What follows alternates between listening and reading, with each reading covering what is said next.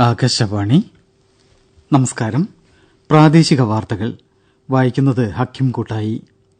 ശ്രോതാക്കൾക്ക് പ്രാദേശിക വാർത്താ വിഭാഗത്തിന്റെ പുതുവത്സരാശംസകൾ. പ്രധാന വാർത്തകൾ. പ്രതീക്ഷയുടെ ലോകം 2025 വരവേറ്റു. പുതുവത്സരത്തിന്റെ വരവ് ജീവിതത്തിൽ പുതിയ പ്രതീക്ഷകൾക്കും സ്വപ്നങ്ങൾക്കും തുടക്കം കുറിക്കുന്നതായി രാഷ്ട്രപതി ദ്രൌപദി മുർമു. നിയുക്ത ഗവർണർ രാജേന്ദ്ര വിശ്വനാഥ് ആർലേക്കർ വൈകിട്ട് തിരുവനന്തപുരത്തെത്തും. സത്യപ്രതിജ്ഞ നാളെ രാവിലെ. വയനാട് ഉരുൾപൊട്ടൽ ദുരന്തബാധിതരെ പുനരധിവസിപ്പിക്കുന്നതിന് സന്നദ്ധത അറിയിച്ചവരുമായി മുഖ്യമന്ത്രി പിണറായി വിജയൻ ഇന്ന് കൂടിക്കാഴ്ച ആരംഭിക്കും. സംസ്ഥാനത്ത് മാലിന്യമുക്തം നവകേരളം പദ്ധതിയുടെ ഭാഗമായി വലിച്ചെറിയൽ വിരുദ്ധ വാരത്തിന് ഇന്ന് തുടക്കം. സന്തോഷ് ട്രോഫി ഫുട്ബോൾ കിരീടം ബംഗാളിന്. വാർത്തകൾ വിശദമായി. സ്വപ്നങ്ങൾക്ക് പുതിയ നിറം നൽകി പ്രതീക്ഷയോടെ ലോകം 2025 വരവേറ്റു. നക്ഷത്ര വിളക്കുകളും കലാപരിപാടികളും ആഘോഷരാവിന് മാറ്റുകൂട്ടി. ആശംസാ സന്ദേശങ്ങൾ കൈമാറിയും പടക്കങ്ങൾ പൊട്ടിച്ചും തെരുവുകളിൽ ആഹ്ലാദ നൃത്തം ചവിട്ടിയുമാണ് പുതുതലമുറ പുതുവർഷപ്പിറവിയെ ഏറ്റുവാങ്ങിയത്. സംസ്ഥാനത്തിന്റെ വിവിധ ഭാഗങ്ങളിലും ജനങ്ങൾ ആഹ്ലാദപൂർവ്വം പുതുവത്സരത്തെ വരവേറ്റു. തിരുവനന്തപുരം ശംഖുമുഖം ബീച്ച്, കോഴിക്കോട് ബീച്ച് തുടങ്ങിയ വിവിധ സ്ഥലങ്ങളിലും ടൂറിസ്റ്റ് കേന്ദ്രങ്ങളിലും പുലരുവോളം പുതുവത്സരാഘോഷങ്ങളിൽ ജനങ്ങൾ പങ്കുചേർന്നു. ഒരു ശബ്ദചിത്രം. അനന്തകാലത്തിന്റെ മഹാവൃക്ഷത്തിലെ ഒരില. സൂര്യചന്ദ്രായനങ്ങളെ ഗുണിച്ചും ഹരിച്ചും കിഴിച്ചും കണ്ടെത്തിയ ഉത്തരം. ആദിമധ്യാന്തങ്ങളില്ലാത്ത സമയദൂരത്തിന്റെ ഒരു മാത്ര, ഒരാണ്ട്, അത്രമാത്രം. നാഴികയും വിനാഴികയും വഴിയൊഴിഞ്ഞെടുത്ത് മണിക്കൂറും മിനിറ്റും സമയസൂചകങ്ങളായെന്ന മാറ്റം ഒരു നാളും സംഭവബഹുലമാകാതിരുന്നില്ല.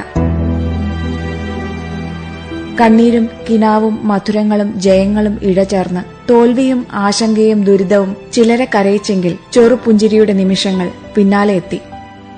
വേർപിരിഞ്ഞവർ ഏറെയുണ്ട്. ഇന്നലെകൾക്കും നാളെകൾക്കുമിടയിലെ ഇന്നുകളെപ്പറ്റി ഓർമ്മിപ്പിച്ചവർ, ചിന്തകളിൽ തീനാളമായവർ, ഭാവലോകത്തെ നിറമണിയിച്ചവർ. പോയതൊക്കെയും കതിരോ പതിരോ മാത്രമായിരുന്നില്ല. വരാനിരിക്കുന്ന ദിവസങ്ങളും അങ്ങനെ തന്നെ ആയിരിക്കുകയും ചെയ്യും. ആർപ്പുവിളികളുടെയും ആഘോഷത്തിന്റെയും അകമ്പടിയോടെ ഫോർട്ട് കൊച്ചി പുതുവർഷത്തെ എതിരേറ്റു. വെള്ളിഗ്രൌണ്ടിൽ സജ്ജീകരിച്ച കൂറ്റൻ പപ്പാഞ്ഞിയെ അർദ്ധരാത്രിയോടെ അഗ്നിക്ക് ഇരയാക്കുന്നതിന് സാക്ഷ്യം വഹിക്കാൻ ആയിരക്കണക്കിന് ആളുകളാണ് ഒഴുകിയെത്തിയത്. സംഗീതവും നൃത്തവുമായി അവർ 2025 വരവേറ്റു. മുൻ പ്രധാനമന്ത്രി ഡോക്ടർ മൻമോഹൻ സിംഗിന്റെ നിര്യാണത്തെ തുടർന്ന് ദുഃഖാചരണം പ്രഖ്യാപിച്ചിരുന്നതിനാൽ ഫോർട്ട് കൊച്ചി പരേഡ് ഗ്രൌണ്ടിൽ പപ്പാഞ്ഞിയെ കത്തിക്കുന്ന ചടങ്ങ് ഒഴിവാക്കിയിരുന്നു. തൃക്കാക്കരയിലും പപ്പാഞ്ഞിയെ അഗ്നിക്ക് ഇരയാക്കി. രാഷ്ട്രപതി ദ്രൌപദി മുർമുവും ഉപരാഷ്ട്രപതി ജഗ്ദീപ് ധൻഖറും ജനങ്ങൾക്ക് പുതുവത്സരാശംസ നേർന്നു. പുതുവത്സരത്തിന്റെ വരവ് നമ്മുടെ ജീവിതത്തിൽ പുതിയ പ്രതീക്ഷകൾക്കും സ്വപ്നങ്ങൾക്കും ആഗ്രഹങ്ങൾക്കും തുടക്കം കുറിക്കുന്നതായി രാഷ്ട്രപതി പറഞ്ഞു. പുതുവത്സരത്തിന്റെ ഈ അവസരം നമ്മുടെ അഭിലാഷങ്ങൾ നിറവേറ്റുന്നതിന് പുതുപ്രചോദനത്തോടെ മുന്നോട്ടു പോകാൻ അവസരമാണെന്നും രാഷ്ട്രപതി അഭിപ്രായപ്പെട്ടു. രാഷ്ട്രത്തെ ഒന്നാമതായി കാത്തുസൂക്ഷിക്കുമെന്ന ദൃഢനിശ്ചയത്തോടെ ജനാധിപത്യ മൂല്യങ്ങൾ പരിപോഷിപ്പിച്ച് നിശ്ചയദാർഢ്യത്തോടെ മുന്നേറാൻ ഉപരാഷ്ട്രപതി ജഗ്ദീപ് ധൻഖർ പുതുവത്സര സന്ദേശത്തിൽ ജനങ്ങളോട് ആവശ്യപ്പെട്ടു. സ്ഥാനമൊഴിഞ്ഞ ഗവർണർ ആരിഫ് മുഹമ്മദ് ഖാൻ, മുഖ്യമന്ത്രി പിണറായി വിജയൻ, പ്രതിപക്ഷ നേതാവ് വി ഡി സതീശൻ തുടങ്ങിയവരും പുതുവത്സരാശംസ നേർന്നു. നിയുക്ത ഗവർണർ രാജേന്ദ്ര വിശ്വനാഥ് ആർലേക്കർ ഇന്ന് വൈകിട്ട് തിരുവനന്തപുരത്തെത്തും. വിമാനത്താവളത്തിൽ മുഖ്യമന്ത്രി Pinarayi Vijayan, speaker A N Shamseer, മന്ത്രിമാർ തുടങ്ങിയവർ ചേർന്ന് നിയുക്ത ഗവർണറെ സ്വീകരിക്കും. നാളെ രാജേന്ദ്ര വിശ്വനാഥ് ആർലേക്കർ ഗവർണറായി സത്യപ്രതിജ്ഞ ചെയ്യും. രാവിലെ 10:30 രാജ്ഭവൻ ഓഡിറ്റോറിയത്തിൽ ഹൈക്കോടതി ചീഫ് ജസ്റ്റിസ് അദ്ദേഹത്തിന് സത്യവാചകം ചൊല്ലിക്കൊടുക്കും.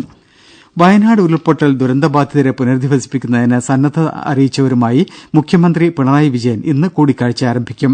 50 വീടുകളിൽ കൂടുതൽ നിർമ്മിക്കാമെന്ന് വാഗ്ദാനം ചെയ്തവരെയാണ് ആദ്യഘട്ടത്തിൽ മുഖ്യമന്ത്രി കാണുന്നത്. കർണാടക ഗവൺമെന്റിന്റെയും രാഹുൽ ഗാന്ധിയുടെയും പ്രതിനിധികൾ ഇന്ന് ചർച്ച നടത്തും. മുസ്ലിം ലീഗ്, ഡിവൈഎഫ്ഐ സംഘടനകളെയും കൂടിക്കാഴ്ചയ്ക്ക് വിളിച്ചിട്ടുണ്ട്. ദുരന്തബാധിതരുടെ പുനരധിവാസത്തിനു വേണ്ടി ഏറ്റെടുക്കാൻ ഉദ്ദേശിക്കുന്ന സ്ഥലത്തിന്റെ വിശദാംശങ്ങൾ, പണിതു നൽകാൻ ഉദ്ദേശിക്കുന്ന വീടുകളുടെ രൂപരേഖ, പ്രതീക്ഷിക്കുന്ന ചെലവടക്കം കാര്യങ്ങൾ മുഖ്യമന്ത്രി ധരിപ്പിക്കും. ഇന്നു മുതൽ സ്വർണത്തിന്റെയും മറ്റ് വിലയേറിയ രത്നങ്ങളുടെയും 10 ലക്ഷമോ അതിനു മുകളിലോ മൂല്യമുള്ള ചരക്ക് നീക്കത്തിന് ഇ-വേ ബിൽ നിർബന്ധമാക്കി. സംസ്ഥാനത്തിനകത്തെ ചരക്ക് നീക്കത്തിനാണ് ഇ-വേ ബിൽ നിർബന്ധമാക്കിയതെന്ന് സംസ്ഥാന ചരക്ക് സേവന നികുതി വകുപ്പ് അറിയിച്ചു. ഭിന്നശേഷിക്കാർക്ക് തൊഴിലവസരമൊരുക്കാൻ സംസ്ഥാന ഭിന്നശേഷി ക്ഷേമ കോർപ്പറേഷനും സംസ്ഥാന പന ഉൽപ്പന്ന വികസന കോർപ്പറേഷനും സംയുക്തമായി ഇടം പോയിന്റുകൾ എന്ന പേരിൽ സംസ്ഥാനത്ത് പന ഉൽപ്പന്ന വിൽപ്പന കേന്ദ്രങ്ങൾ ആരംഭിക്കും. ആദ്യഘട്ടത്തിൽ തിരുവനന്തപുരം കോർപ്പറേഷനിലെ തെരഞ്ഞെടുക്കപ്പെട്ട സ്ഥലങ്ങളിൽ ഇടം പോയിന്റുകൾക്ക് ഇന്ന് തുടക്കമാകും. ഈ കേന്ദ്രങ്ങളിൽ കെൽപ്പാമിന്റെ പനം കൽക്കണ്ട, കരുപ്പട്ടി, വിവിധതരം ജ്യൂസുകൾ, നൊങ്ക് സർബത്ത്, ചുക്ക് കാപ്പി എന്നിവയാണ് പ്രധാനമായും വിൽക്കുക. അതോടൊപ്പം തന്നെ ഭിന്നശേഷിക്കാർ നിർമ്മിക്കുന്ന ഉൽപ്പന്നങ്ങളും പാൽ ഉൾപ്പെടെ മറ്റ് അംഗീകൃത ഉൽപ്പന്നങ്ങളും ലഭ്യമാക്കും. പ്രാദേശിക വാർത്തകളാണ് കേൾക്കുന്നത്. സംസ്ഥാനത്ത് മാലിന്യമുക്തം നവകേരളം പദ്ധതിയുടെ ഭാഗമായി വലിച്ചെറിയൽ വിരുദ്ധ വാരം ഇന്ന് ആരംഭിക്കും. മാർച്ച് 30-ന് മാലിന്യമുക്തമായ നവകേരളം എന്ന ലക്ഷ്യം കൈവരിക്കാൻ വലിച്ചെറിയൽ വിരുദ്ധ ക്യാമ്പയിൻ നിർണായക പങ്ക് വഹിക്കുമെന്ന് മന്ത്രി എം.പി. രാജേഷ് തിരുവനന്തപുരത്ത് പറഞ്ഞു. ന്യൂസ് ഡെസ്കിൽ നിന്ന് കൂടുതൽ വിവരങ്ങൾ.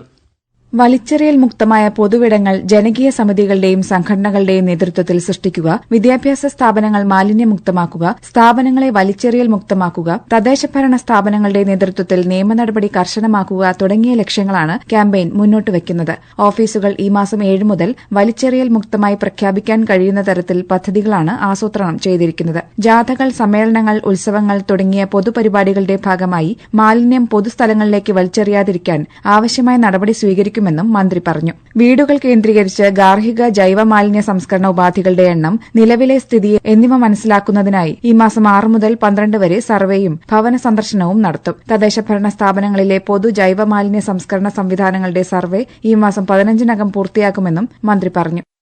മാലിന്യമുക്തം നവകേരളത്തിന്റെയും അഴക് പദ്ധതിയുടെയും ഭാഗമായി മാലിന്യം വലിച്ചെറിയുന്നത് തടയാൻ കോഴിക്കോട് കോർപ്പറേഷൻ ചീറ്റ എന്ന പുതിയ പദ്ധതിക്ക് രൂപം നൽകി. ചീറ്റയുടെ 3 ടീമുകൾ ഇന്നു മുതൽ നഗരത്തിൽ പരിശോധന നടത്തും. പൊതുസ്ഥലങ്ങളിൽ വലിച്ചെറിഞ്ഞ മാലിന്യങ്ങൾ ചീറ്റ ടീം ശുചീകരിക്കും. മാലിന്യം വലിച്ചെറിയുന്ന ആളെയോ സ്ഥാപനത്തെയോ തിരിച്ചറിഞ്ഞാൽ 5000 രൂപ വരെ അപ്പോൾ തന്നെ പിഴ ഈടാക്കും. നഗരസഭകളിൽ കഴിഞ്ഞ വർഷം മുതൽ നടപ്പാക്കിയ കെ സ്മാർട്ടിലൂടെ നഗരഭരണം സ്മാർട്ടായതായി മന്ത്രി എം.പി. രാജേഷ് അറിയിച്ചു. ഏപ്രിൽ മുതൽ കെ സ്മാർട്ട് ത്രിതല പഞ്ചായത്തുകളിലേക്കും വ്യാപിപ്പിക്കുമെന്നും മന്ത്രി തിരുവനന്തപുരത്ത് പറഞ്ഞു. തിരുവനന്തപുരം ജില്ലാ പഞ്ചായത്ത്, നെടുമങ്ങാട് ബ്ലോക്ക് പഞ്ചായത്ത്, കരകുളം ഗ്രാമപഞ്ചായത്ത് എന്നിവിടങ്ങളിൽ കെ സ്മാർട്ടിന്റെ പൈലറ്റ് റൺ ഇന്ന് തുടങ്ങുമെന്ന് മന്ത്രി വാർത്താസമ്മേളനത്തിൽ അറിയിച്ചു. സംസ്ഥാന സ്കൂൾ കലോത്സവ വേദികളിൽ സുരക്ഷ ഉറപ്പാക്കാൻ എല്ലാവിധ നടപടികളും കൈക്കൊള്ളുമെന്ന് മന്ത്രി വി. ശിവൻകുട്ടി പറഞ്ഞു. പോലീസ് അടക്കം എൻഫോഴ്സ്മെന്റ് ഏജൻസികളുടെ യോഗം മന്ത്രി വിളിച്ചു ചേർത്തു. കലോത്സവത്തിന്റെ വിജയകരമായ നടത്തിപ്പിനായി ഉദ്യോഗസ്ഥരുടെയും വകുപ്പുകളുടെയും ഏകോപിച്ച പ്രവർത്തനം ആവശ്യമാണെന്നും മന്ത്രി വ്യക്തമാക്കി. കരിപ്പൂർ വിമാനത്താവള വികസനത്തിന്റെ മാസ്റ്റർ പ്ലാനിന് ഗവൺമെന്റ് അംഗീകാരം ലഭിക്കുന്നതുവരെ കെട്ടിട നിർമ്മാണത്തിന് എൻഒസി നൽകാമെന്ന് മന്ത്രി വി. അബ്ദുറഹിമാൻ അറിയിച്ചു. ഗവൺമെന്റ് അംഗീകാരമാകുന്നതിന് മുമ്പ് എൻഒസി നിഷേധിക്കേണ്ടതില്ലെന്നും വിമാനത്താവള വികസനവുമായി ബന്ധപ്പെട്ട് മലപ്പുറം കളക്ടറുടെ ചേംബറിൽ വിളിച്ചു ചേർത്ത യോഗത്തിൽ മന്ത്രി പറഞ്ഞു. വിമാനത്താവളത്തിൽ റസ വികസനത്തിന്റെ ഭാഗമായി തടസ്സപ്പെട്ട നിലവിലെ ക്രോസ് റോഡിന് പകരം ഗതാഗത സൌകര്യം ഉറപ്പാക്കുമെന്നും മന്ത്രി പറഞ്ഞു. കൊച്ചിയിൽ തലയ്ക്ക് ഗുരുതര പരിക്കേറ്റ് ചികിത്സയിൽ തുടരുന്ന ഉമാ തോമസ് എംഎൽഎയുടെ ആരോഗ്യസ്ഥിതിയിൽ ആശാവഹമായ പുരോഗതിയുണ്ടെന്ന് ആശുപത്രി അധികൃതർ അറിയിച്ചു. തലയ്ക്കും നട്ടെല്ലിനുമേറ്റ പരിക്കിന്റെ ചികിത്സയിലുമാണ് പുരോഗതി. എന്നാൽ ശ്വാസകോശത്തിന്റെ അവസ്ഥ സാരമായി തുടരുകയാണെന്നും കുറച്ചു ദിവസം കൂടി വെന്റിലേറ്ററിൽ തുടരേണ്ടി വരുമെന്നും ഡോക്ടർമാർ പറഞ്ഞു. ഉമാ തോമസ് എംഎൽഎയുടെ ആരോഗ്യസ്ഥിതി ആശുപത്രിയിലെ മെഡിക്കൽ സംഘവും മെഡിക്കൽ കോളേജിലെ വിദഗ്ധ ഡോക്ടർമാരും ചേർന്ന സംയുക്ത മെഡിക്കൽ ടീം വിലയിരുത്തി. പൂനെയിൽ നിന്ന് നാട്ടിലേക്ക് പുറപ്പെട്ട് കാണാതായ സൈനികൻ കോഴിക്കോട് എരഞ്ഞിക്കൽ സ്വദേശി വിഷ്ണുവിനെ ബംഗളൂരുവിൽ കണ്ടെത്തി. വിഷ്ണുവുമായി നാട്ടിലേക്ക് പുറപ്പെട്ടതായി എലത്തൂർ പോലീസ് അറിയിച്ചു. പൂനെയിലെ ആർമി ഇൻസ്റ്റിറ്റ്യൂട്ടിൽ നിന്ന് അവധിയെടുത്ത് നാട്ടിലേക്ക് പുറപ്പെട്ട വിഷ്ണുവിനെ കഴിഞ്ഞ മാസം 17-നാണ് കാണാതായത്. 78ാമത് സന്തോഷ് ട്രോഫി ഫുട്ബോൾ കിരീടം ബംഗാളിന്. ഹൈദരാബാദിലെ ഗച്ചിബൌളി സ്റ്റേഡിയത്തിൽ ഇഞ്ചുറി ടൈമിൽ കേരളത്തെ എതിരില്ലാത്ത ഒരു ഗോളിന് തോൽപ്പിച്ചാണ് ബംഗാൾ സന്തോഷ് ട്രോഫി കിരീടം സ്വന്തമാക്കിയത്. ഇരു ടീമുകളും ഒപ്പത്തിനൊപ്പം പൊരുതിയ ഗോൾരഹിതമായ 90 മിനിറ്റിന് ശേഷം ഇഞ്ചുറി ടൈമിൽ ബംഗാളിന്റെ റോബി ഹൻസ്ദയാണ് വിജയഗോൾ നേടിയത്. തിരിച്ചടിക്കാൻ കേരളം നടത്തിയ ശ്രമങ്ങൾ ലക്ഷ്യത്തിലെത്തിയില്ല. സന്തോഷ് ട്രോഫി ഫുട്ബോളിൽ ബംഗാളിന്റെ 33ാം കിരീട നേട്ടമാണിത്. കണ്ണൂരിൽ ദേശീയ സീനിയർ ഫെൻസിംഗ് ചാമ്പ്യൻഷിപ്പിൽ സീനിയർ ഫോയിൽ പുരുഷ വിഭാഗത്തിൽ തമിഴ്നാടിന്റെ കെ ബിബീഷ് സീനിയറപ്പെ, വനിതാ വിഭാഗത്തിൽ ഹരിയാനയുടെ തനിഷ് ഖത്രി എന്നിവർ സ്വർണം നേടി. ഇന്ന് ഒളിമ്പ്യൻ ഭവാനി ദേവി മത്സരത്തിൽ പങ്കെടുക്കാനെത്തും.